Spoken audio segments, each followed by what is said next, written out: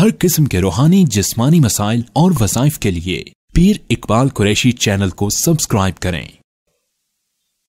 نحمدہ ونصلی علی رسولہ الکریم، اما بعد فاعوذ باللہ من الشیطان الرجیم، بسم اللہ الرحمن الرحیم۔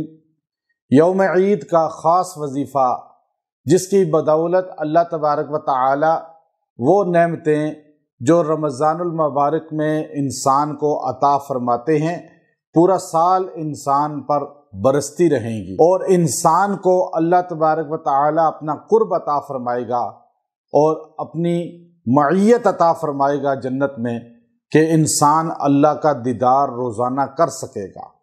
جو آدمی یوم عید کے دن یہ عمل کرے گا اسے نبی کریم صلی اللہ تعالی علیہ وآلہ وسلم کی شفاعت بھی نصیب ہوگی، اور آپ علیہ السلام اس سے راضی ہوں گے۔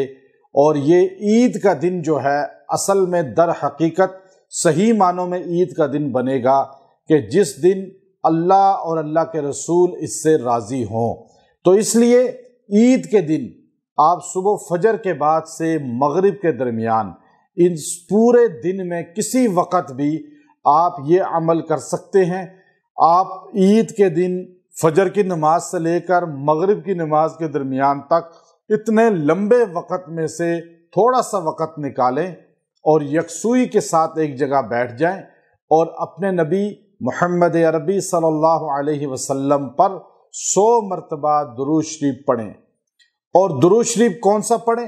جزا اللہ عنا محمدا ما هو اہلہ، جزا اللہ عنا محمدا ما هو اہلہ۔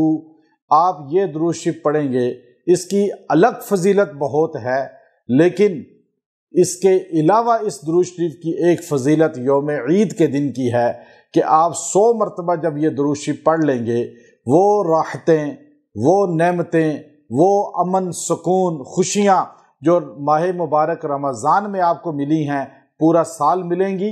آپ سے اللہ راضی ہوگا، اللہ کا حبیب راضی ہوگا، اور آپ سے اہل ایمان خوش ہوں گے، اور مخلوق کے قلب میں آپ کی عزت ہوگی، اور آپ صحیح معنوں میں عید کا دن یعنی راحت اور خوشی کا دن اس کو پائیں گے، اور اللہ ایسے دن آپ کو بار بار دکھائے گا، ہر دن آپ کا عید بن جائے گا۔ وآخر دعوانا ان الحمد للہ رب العالمین۔